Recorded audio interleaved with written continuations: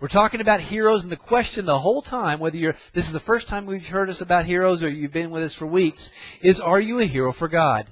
If you were, let's say, 2,000 or 3,000 years ago, would your name be mentioned in Hebrews 11?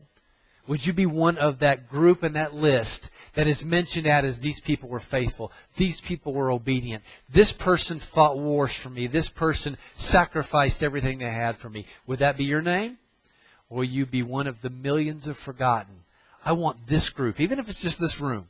Can you imagine what this room could do if we got on fire for the Lord? There would be nothing that we couldn't do, simply enough. Yet we don't cry out to God. We don't turn our hearts. We're not obedient. One of the things we're seeing over and over again is the great quality of a hero is that they're just simply willing to be a hero. You may never do anything mighty. You may not rescue that person out of that burning building. The only thing heroic you do is you tell your neighbor next door about the Lord. You pray with them when they're going through difficult trials. That may be the most heroic thing you do. And then God would say, this person did this thing for me and I'm proud of them. This is who I want everyone to be. This person was right there when I needed them to be that. Be that kind of person. Or are you the other side? You're the villain. We're going to talk about a villain next week. One we don't hear about very much. Kind of interesting. It's a lady, so ladies, I've got to get back on you. I've been on guys for a while. Ladies, next week we're talking about a lady villain. And we're going to see what the qualities in her. Maybe there's some things that you can parallel your life with reference to this lady. Or some of the people we've talked about before. You don't want to be that.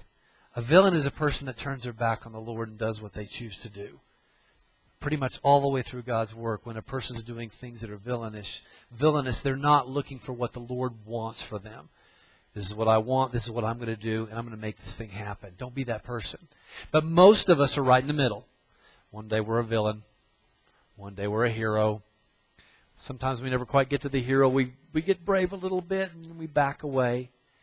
But a hero is going to always find a way to understand that he's gotten away from the Lord. Or that she's not done what she needs to have done, and then she needs to ask forgiveness. And Lord, please forgive me, and I'll start again tomorrow. That's a hero. But let's see if we can be the one that never forgets. The one that never looks away. That's the kind of people I want this church to be. So strive for that. Always, no matter what. The first thing, what did Nehemiah do this morning? The first thing he did when he heard there was a problem, he didn't sit and try to solve it. He didn't sit and complain. He immediately went to his knees and he fasted and he prayed. That's the kind of people that make heroes. That's why we heard about Nehemiah, and that's why he was written about. Because he was obedient and his heart was right. So be a hero. Our overall passage for this is in Romans 15. And so I want you to say these first two verses with me, okay? It's good to say these out loud. Maybe you can get them internalized and get them memorized. But say these words with me. You ready? Now we who are strong have an obligation to bear the weaknesses of those without strength, and not to please ourselves. Each one of us must please his neighbor for his good, to build him up. I've told you once, I've told you 100 times, our lives are not our own. My life is to encourage you, your life is to encourage me, and vice versa, and all over. I don't grow fruit so that I can have the fruit myself. I grow fruit that someone else is blessed with the talents and the resources that I have. And we are strong because Christ is in us. So if Christ is in you, you should be strong enough to be able to bear the weaknesses of those without strength. Be that kind of person. If you watch action movies or movies like that, and again, you don't have to be saying anything specific, but most of us have watched an action movie at some point. The one thing that are usually with the funny ones or the cheesy ones is the one-liners. Anybody remember some good one-liners out there? Always a good action movie, at least from the 80s and 90s. That's when I'm remembering some of those. They don't do it too much because they're usually pretty serious now. But some of the fun ones, they would always have a one-liner. They're usually pretty cheesy, and they're usually spoken when the good guy's about to get the bad guy. So I want us to play a little bit of a game for the next couple minutes and see if you can tell me where they're from. Now, you don't have to necessarily know what movie it is to know who said it. You may not have watched the movie yourself. Many of these I haven't seen, but I generally knew where they come from. So let me start the first one. Now, it's going to be tough for me not to say them with some kind of accent like they would have. So I'll try to read it very wooden so you don't hear how much of a thespian I am. You've got to ask yourself one question: do I feel lucky? Who said that one? Clint Eastwood, Dirty Harry. So go on through those. Let's see if we can get the next one. This one may be a little tougher. Do or do not, there is no try. Oh, you guys are good. I wouldn't have got that. Okay. We're on it. We're having a little bit of fun today. Wow. Okay, this one's a little more serious. Say hello to my little friend. Scarface, Al Pacino.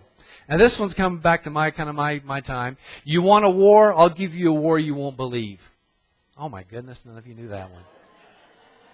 Sylvester Stallone in First Blood, the best of the Rambos. Now this next one you're going to know real quickly because it pretty much says it. No, Mr. Bond, I expect you to die. What was that one from? Goldfinger. Look at that. We all should know this one. I'll be back. Terminator, yes. Now this one's a little different. I feel the need for speed. Top Gun. We got it. Tom Cruise. This next one's a little more soft and warm. Hello, my name is Inigo Montoya. You killed my father. Prepare to die. Yes. Okay. Now this one may be a little farther back for some of you. Young fella, if you're looking for trouble, I'll accommodate you. John Wayne, True Grit. Okay. Now let's see if you know this next one. This is a little more obscure. I will trample your flesh on thorns and briars from the wilderness.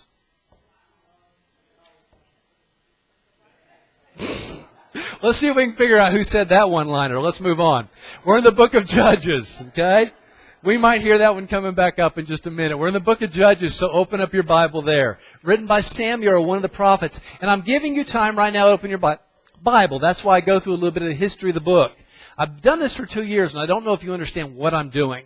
I want you to understand that the Bible has history to it, and I want you to understand where it came from, who wrote it, and why they wrote it.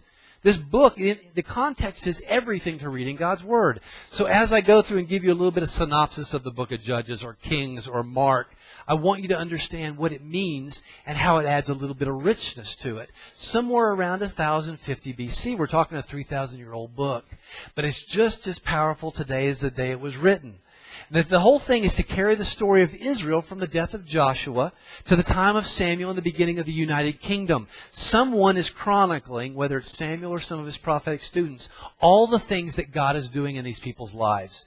And we say it in our class a lot over here in Sunday school, but you need to write down what God does in your life. You need to chronicle when you have a prayer request and the date, and you need to chronicle when He answers that. Because when you go through dark times, you can open this thing back up and be reminded of all that God has done. That's what the book of Judges is. The book of Judges is simply their diary of way that God has worked in the children of Israel when they've rejected Him and when they've remembered Him. This is what God did every time. And so you need to understand that as they were conquering these little city-states, all of a sudden, they start to become one great nation. We're in Judges 8.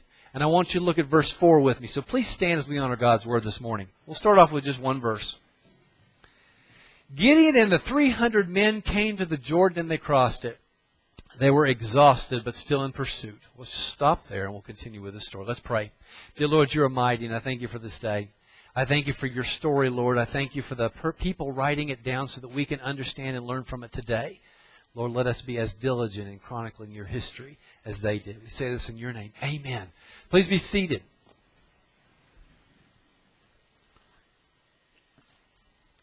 A little bit of backstory. Let's get it up to where we are. This is the 4th week on Gideon.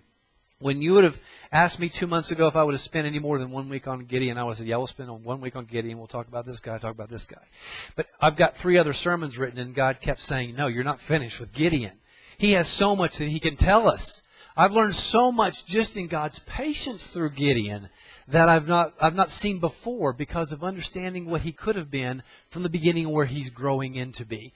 We all have that thing. We're all starting off somewhere, and we're going to go where God wants us to be if we're obedient and just being willing to be that kind of person. We're trekking through the story of Gideon. We're going to finish it today. We won't hear about him for a while. But I think it is going to be the best day ever. It's going to be fun. We've seen him at the beginning hiding in a wine vat. You remember that first day? The angel comes to him and he's simply hiding out, threshing his wheat inside of a wine vat. He's afraid. This is not the mighty warrior that the angel called him. He says, you're going to be a mighty warrior. We got this little guy who says, I'm the smallest of all my family. My family's the smallest in our tribe, and our tribe's the smallest of all the 12. Why do you want me? We've all been there. How many times have you said, God, pick that guy. That guy's really ready for it. Not me. I'm not the one who's strong enough to take this. I can't do it. I can't handle it. My back or my legs or my mind or my strength or my intelligence or my background, all of it's wrong, God. You got to pick this person. And God picks a small little guy. Who knows? He could have been 6'8". Who knows? But in his mind, he thought he was small. And that's where we're small. You could be the shortest person in this world, in this room, and you could be mighty for God because you're willing to follow what He says to do. It has nothing to do with stature or background. It has to be with obedience. So at this point, again, he asks for proof that I'm going to be this mighty warrior. The angel disappears. He starts some fire on the food, that kind of a thing. And so the next day, he's, okay, I'm going to do this thing. He ends up tearing down some altars and an Asherah pole at night with his buddies. And again, his dad takes care of him the next day. I've yet to see a mighty warrior. That was week 2. So we're trekking through his story. He's not very brave. And then he once again, God says, you're going to be a mighty warrior. I know you are. Just be ready for it. And he asks for more signs. This is where we get the fleece. This is where we usually know Gideon. We know him with the fleece. Again, we would like to know him for more than that because today we see a hero, a mighty warrior, just like God saw him for us 3 weeks ago. And who knows, it could have taken years at this point to grow him into it. We will see that mighty warrior today. But you remember the fleece is wet, the ground's dry, and then he's not happy with that. He flips the story. Okay, I want the fleece to be dry and the ground to be wet. At this point, God had given him 3 signs to show him that you're going to do this thing. Once again, God is patient with you. He loves you. He does not turn His back on you. You will turn your back on Him. He will never turn His back on you. It's not how God works. God loves you. He gave His Son for you. You have extreme value to Him. He will continue to love you and to continue to sacrifice that you do the things. So like Gideon asked for signs, God will work in your life the same way. So the same thing. He comes back and he gets ready to fight this war with the Midianites. And he goes across the river and sees that there are as many as the locust. And the camels are as many as the sands on the seashore. I told you last week it's not in the Bible, but I think he got his bags and he started walking away. I've had it. I'm not going to do anything. Good to see you guys. But some of his buddies, some of his warriors who are with him, start talking about a dream that one of their buddies had. And this dream is enough to encourage him that if that dream is me, then I will do this thing. So that kind of gets us to where we are. We've studied him for 3 weeks and he's done nothing heroic. The only thing he's done at all was to tear down an altar, but he did it with his slaves. He probably had them do it while he was hiding behind a rock. Guys, tear that thing down. And he did it at night. And then his dad took care of him the next day. Kept him from killing him. So this is the man we're looking at. Does he become this mighty warrior? So the first thing I want you to know this morning is that heroes do grow exhausted. If you are a hero and you're doing the work of God, you will get tired. It's going to happen. There's nothing wrong with taking a little bit of a break. There's nothing wrong with taking a breather, getting some food in you and starting to start the fight again. But we do get exhausted. I've told you I've been really doing a lot of research and I'm really a lot smarter on the comic book realm. I mean, I know about that much of it. But I'm much smarter than I was weeks ago. Now, there was a question whether Quicksilver or Flash ever get tired when they run so fast. That was a deep question and there was a lot of philosophical thought on that question written out. So let me kind of distill it down to a couple of perspectives. One person said that Flash, now this is before Speed Force, whatever that is, that Flash tended to need a lot of rest. He got tired, but he went through Speed Force. He didn't need so much of that. After it, he was all charged up and ready to go. In a recent episode of The Flash, Barry says this, that was sure a lot of running. And he had sweat on his face. So, I would interpret that to be tired. But the next guy that wrote in says, you don't know what you're talking about. They can run all day long without getting tired. So I don't know if we can solve that in our morning session this morning. But I know that a real person will get tired, and Gideon does. So let's see if we can trek back through the story. After the Midianites fight themselves, that's where we were last week. Gideon's done nothing. Midianites simply fought themselves. Now they're on the run. And Gideon's chasing after them. Again, he's not fought anyone. He has not done anything heroic yet except be willing to fight them. And that's where he is this morning. Gideon chases them, and then he asks a little sister country over here, the people of Ephraim, if they would cut them off. Again, this different group of people here to help them off. Ephraim, would you cut these people off? Ephraim takes 2 princes of Midian and they kills them. But Ephraim gets a little frustrated because they ask, why didn't you call us to help earlier? Again, these are their own people here wanting help. Why didn't you ask us to help earlier? And they say, okay, well, you got to kill the two princes, and so you'll be all right. And so he kind of appeases this group within his subgroup here. But at this point, they need to calm down a little bit and get back on track. So let's look at verse 4 and 5. Gideon and the 300 men crossed the Jordan, and they were exhausted but still in pursuit. He said to the men of Succoth, please give me some loaves of bread to the people who are following me, because they're exhausted, for I'm pursuing Zebah and Zalmunna, the kings of Midian. We must remember that we went from 32,000 men down to 300. The 300 are doing a lot more work than the 32,000 would have been. They're chasing, we'll find out later, an army of about 15,000 people left. The Midianites have 15,300 little people are chasing these guys. If this doesn't show God being big and having a good time, showing himself large, I don't know what does. They're working very hard. They asked for some food from the neighboring city-states. Okay, we're traveling through. The Midianites have pretty much been the plague to everyone around. They go in, they take everything they've got, so you would think it would be easy for the town of Succoth or the town of Penuel to help a little bit. We're getting rid of this plague for you. Just give us a little bit of bread. But look at verse 6 here. But the princes of Succoth asked, are Zebah and Zalmunna now in your hands, that we should give bread to your army? Essentially, they're saying, we'll feed you when the job's over. Okay? And it makes a little bit of sense. If these Midianites are as bad as everyone takes them out to be, let's say Gideon doesn't win the war. Midian's going to come back and take charge of and deal with any city that helped Gideon along the way. So I can understand why they're a little bit afraid. Now, they should have had faith. The princes have been killed by Ephraim, but the kings of Midian are still alive, and they can rally these troops. If they can get them to not be afraid and kill each other, maybe they can get them back on track to turn around and go back the other way to fight Gideon and his 300 men. You would think any king would say, well, there's not very many guys out there. But right now they're on the run. They're still afraid. They don't know what happened. It was in the middle of the night. They need a little bit of help. We find out again there was 15,000 of these people, and if they rally themselves, they're going to come right after Succoth after they take care of Gideon. They're going to come back after the town of Penuel and deal with them because they helped Gideon and make him stronger by feeding him. So the story makes sense that they're a little bit afraid. Again, this does not solve Gideon's hunger problem. And a little bit of tongue-in-cheek here. I don't know if Matthew 4:4 would help here. Man must not live on bread alone, but on every word that comes from the mouth of God. A little bit of tongue-in-cheek. We need to preach the message of God, but we need to also kind of meet the need a little bit. And again, this is where they are. They need their need met.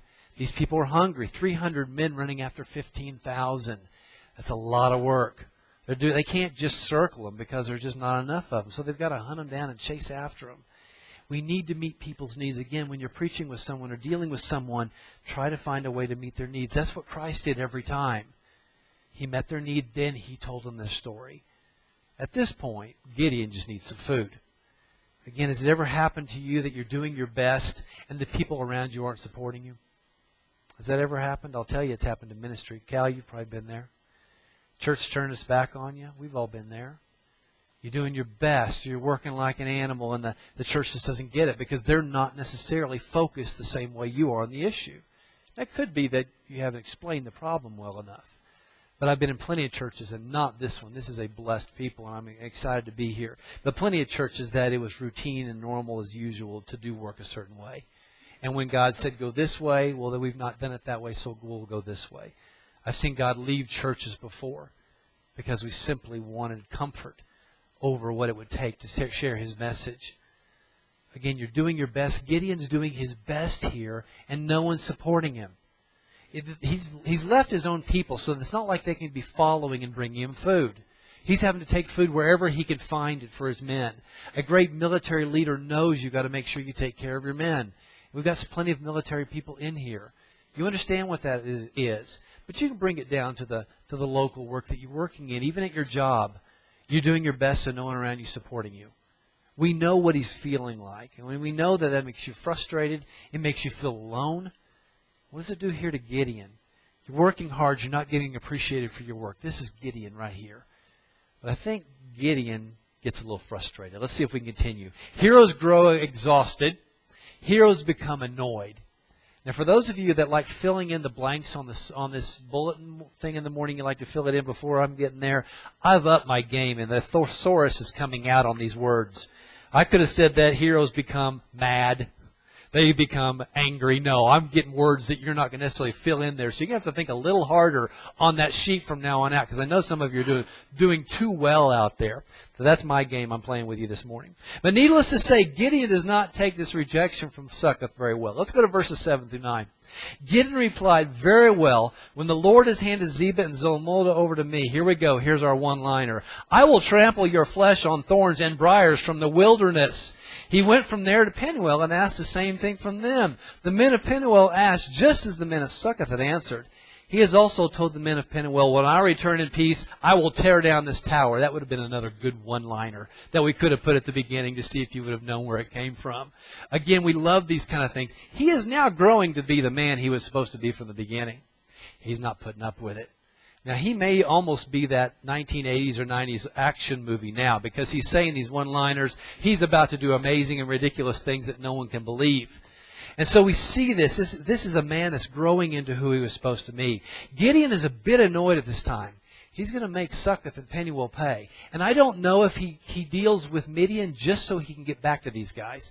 If it were me, that's how I would deal with it. I'm going to get these. They got 45 minutes. I'm going to take these guys down. And I'm coming back here. And you're going to wish you had given me that food when you did. Again, as a guy, we don't want to stand strong like that. We don't know the time frame here, but I can guarantee that he's even more frustrated to get Midian out of the way so he can get back and deal with them. He's not going to kill them. At least he's not going to Succoth, but he's definitely going to embarrass them. He's annoyed at this point. One of our great comic book heroes that tends to be eternally annoyed is Wolverine. Some of us love Wolverine. He was born in the 1880s, if you actually understand some of his story, as the illegitimate son of a wealthy landowner. Through a fight with his father, and I'm not getting into all the depths there, at some point claws come out and he figures out he can heal really, really well. They find out that he's a mutant and it does things that no one else can do.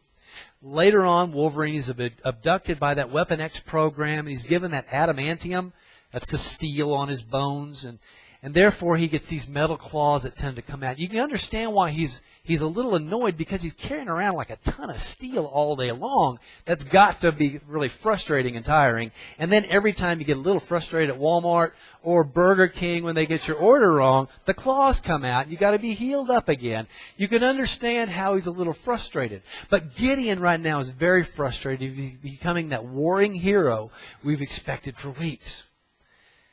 Again, it's one of those grand statements. It's one of those things to say a grand statement, but it's another thing to do it. Again, he's speaking very large. So far, all he's done up to this point is now chase after some Midianites and say a few strong words. Will he follow the words of Christ at this point? Let your word be yes, or your no be no, and no. Anything more is from the evil one. Is he going to follow through with the statements he just said? Is he going to be the man that he's just spoken in front of these people? Or will he become afraid again? We've seen him become fearful many times. Is that behind him? Has he finally grown to be the man he's supposed to be? Will he grow through this? Will he follow through? Will he need another sign? Or is he finally grown up? Again, is he going to fulfill the words that he said? Is he going to rout the Midian army? Is he going to come back and deal with Succoth? Is he going to deal with Penuel? Again, that's our question this morning, because we've been looking for a hero. Now, if you're really truly a person of the Lord, you understand that we've already seen a hero in Gideon. Someone very fearful, someone afraid, someone frightened, the smallest of the small, whatever that means. A fearful person, but he was willing. All of us are fearful to do the things of God. We're all afraid God's going to take us off to Africa. You know what? It's almost more afraid, more fearful to be here in America today. You know? With Christianity, whatever that word means in America, with what our government's doing, with what our leadership's doing, erasing, again, I don't know if you saw, but I know we got several things. This morning we heard that there were some bombs, small bombs, in Las Cruces. 2 churches had bombs explode in Las Cruces. Nobody got hurt, which is a blessing. But this is the kind of action that's going against churches and will continue. Again, you see these awful things. I don't know if you saw that in Detroit they revealed a statue of, what's his name, Behemoth or something like that. He's the devil guy that they're wanting to put next to some state's Ten Commandments statue. They revealed it. They're not going to get it out, and they're trying to find which state they can sue to get it revealed there. This is the country we're in. So it may not be so terrifying to go to Africa. It may not be. It may be more terrifying to be here. But so far we've seen a fearful man. At least he was willing. Nothing wrong with being afraid. Any of you military men who've been through the military and you've been there fighting the enemy, I can guarantee you probably were afraid. But what made you a hero is that you did what you were called to do. You got up. You supported. You helped. You did the mission. You fulfilled the mission. This is what God, all that God calls us to do. He does not give us something that He cannot prepare us to do. He's given Gideon time, showing him slowly but surely that you're going to be this person. Okay, if it takes another sign, I'll help you here. I love you. And I know that you're the one to deal with the Midianites.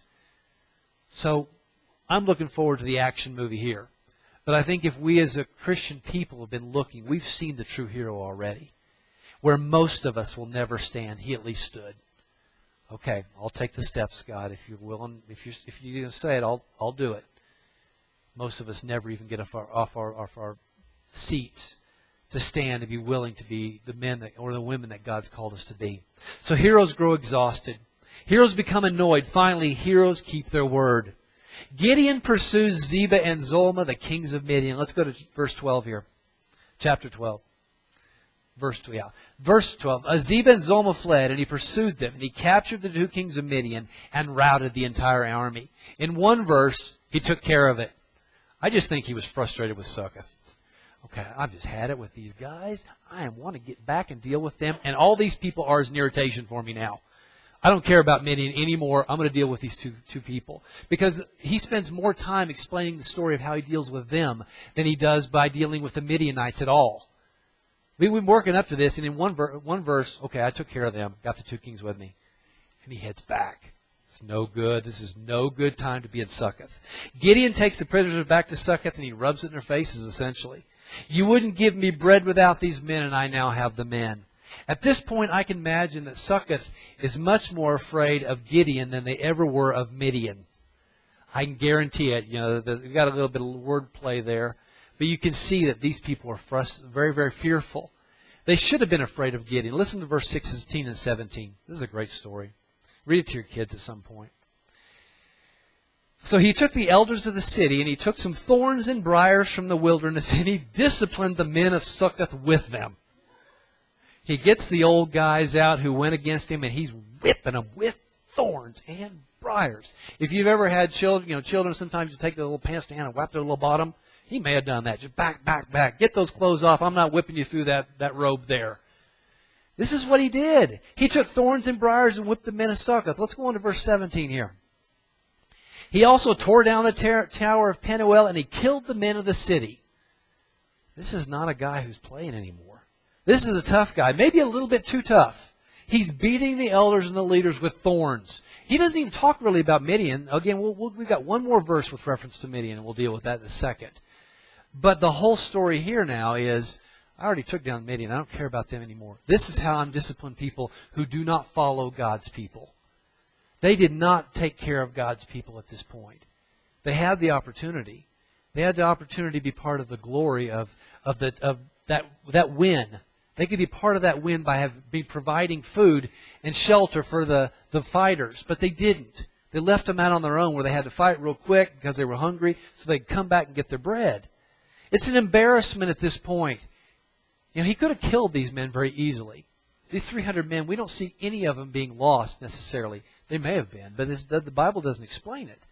300 men are now ready for food, and they very easily could have taken this little town that didn't fight at all. Could have routed it very quickly. But he embarrasses them. It would have been probably hurt more than getting killed. These men will never be able to live this down. The city will never forget the day that Gideon whipped their elders. That will be a day that goes down in infamy. Again, it will be a huge reminder every time they see those elders and the guys just walking down through the town. There's no more pride left. Been whipped by one guy with a whole bunch of thorns and briars. What a neat story that is. They would have never forgotten that. But you know what? It's probably better to take the whipping than to have all your men killed. Because you see the other side of this. Evidently, Penuel even frustrated Gideon more than Succoth did. There may have been more words exchanged. He took down their defensive position.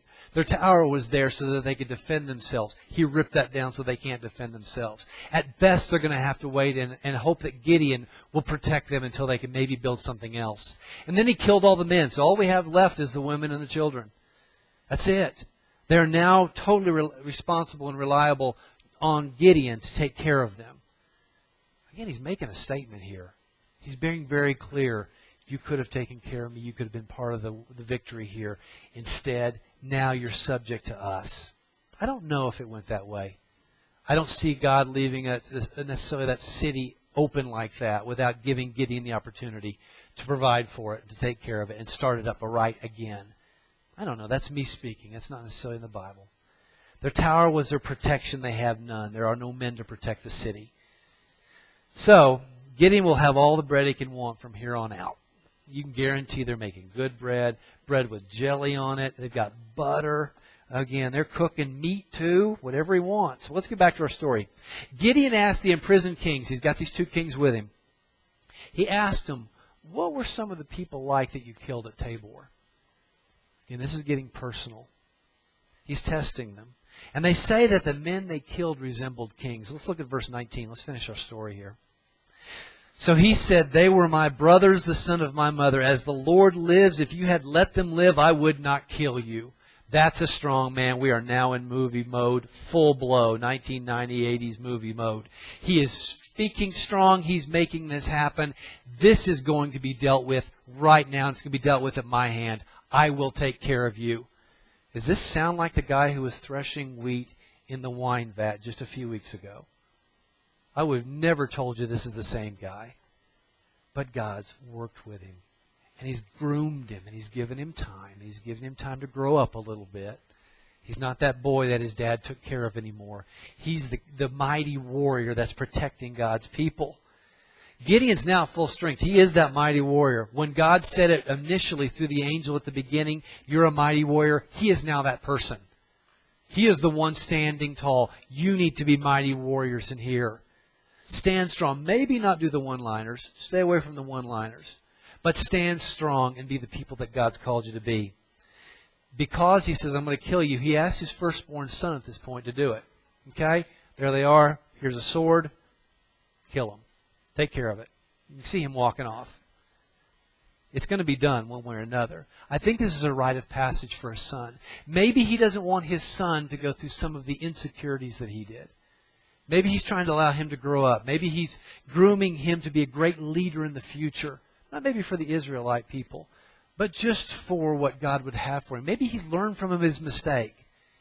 I'm going to spend time with my son the way I never was raised. He's going to have the opportunity to take care of this. Maybe. I don't know. Look at verse 21. But sadly enough, when you look at it, his son was afraid. A lot of his dad in him. You know, who knows how old this boy was? But there's a lot of his dad there. Look at verse 21. Zebah and Zalmunna said this after he said, kill him.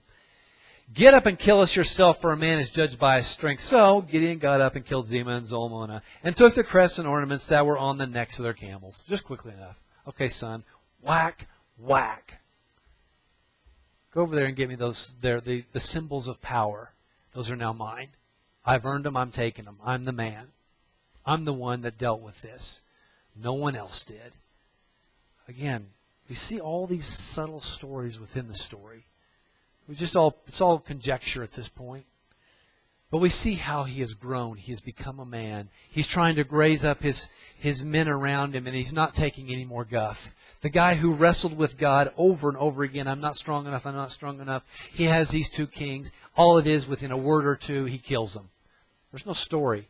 It doesn't say he went to dinner. It doesn't say he took a little bit of time to think about it and feel bad about it. No, he pulls the sword out of his son's hand and runs him through.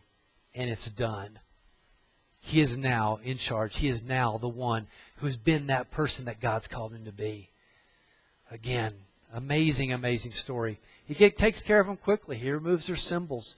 The Midian war is now over, and Gideon has become the man God knew him to be. Let's finish it right here. Because of his track record, because of what he's just done, what do you think the people of Israel want him to be? They want him to be their leader, their king, their judge. And what does he say? Let's look at verse 23. This is showing he is truly a mighty warrior for God. But Gideon said to them, I will not rule over you, and my son will not rule over you. The Lord will rule over you. This is the true hero. I don't think he would have said that 3 weeks ago in our time frame. I don't think he would have. He probably would have taken it, but he would have been afraid to lead. But at this point, he says, I'm not going to lead you. My kids, they're not going to lead you. You've got a great God who got me through this. Therefore, he will be the one who leads you. This is what we see. This is what it takes. Again, he's humble. He's selfless. These are the true marks of a hero. Again, the movies don't necessarily do a good job for heroes for us. Because usually these guys are strong and pride-filled and arrogant and, got the swagger. It's not what a true hero looks like. A true hero is humble and meek and does not want to be the one out front. It's the reluctant hero that we want to see. This is Gideon from the beginning. A man who's grown to understand what a hero looks like. A hero is a man who follows God and allows him to lead. Let's finish it. Gideon ends up living a very simple life. You would think with what he just did that he would be ready to be like a David, a new marauding army, ready to go make some money on the side, tearing up city-states. It's not what he does. Look at verses 28 and 29. So Midian was subdued before the Israelites, and they were no longer a threat. The land was peaceful 40 years during the days of Gideon. Jerubbaal, that is Gideon, son of Joash, went back to live at his father's house. He was called for the one specific thing. And then he went back to the life that he had before. Sometimes God just needs you for the one specific thing. Your life is destined for that one thing. To tell that one story. To go up and stand against that, whatever, that huge thing that's out there. I don't know. It could be you're the leader of some army. Or it could be you're simply going to tell your friend at work about the Lord. That may be the whole culmination of your life. But as we follow Gideon, it doesn't have to be ongoing. It's, I do what God calls me to do when he calls me to do it, and I move on from there. That's a hero. Again, we find out that he had 71 sons and uncounted daughters. He became pretty wealthy in the deal. Because I've done this thing for you, I expect a little bit of cash. Take care of my family. He started weak. He started afraid, obsessive, unconfident. Yet he ended exactly as God saw him in the beginning. A man who was weak and had nothing to him. God saw him as a mighty warrior. And where did he end up? The question this morning is, what does God see you as? It'd be neat to see if God were to say, D, this is what D is to me. It may be what you are today and it may not be. But God sees you as you are at the end, when you're finally come to the point where you're obedient and being the person he's called you to be. That's what Gideon was, and that's what you can be. I want to encourage you. Each of us have that same opportunity. None of us are born as heroes, but each of us can grow to be a hero. Do you want to be a hero? That's the question. Then the next question will be, are you willing to listen to God when he speaks? Because if Gideon very easily could have rejected that angel at the beginning and stayed there in that wine vat, a poor little small person from a small tribe, afraid of the Midianites all the rest of his life. Which is better? Mighty warrior, threshing wheat in a wine vat. That's your life. What do you want to be? Do you want to be the person in the dung heap or the person that God has called you to be, the victorious mighty warrior, the king, the queen that God says you can be? God does not want his people begging for bread. God wants his people mighty and powerful and doing great things for him. Again, you may have to be in the streets with those people, but you will be a mighty example for them.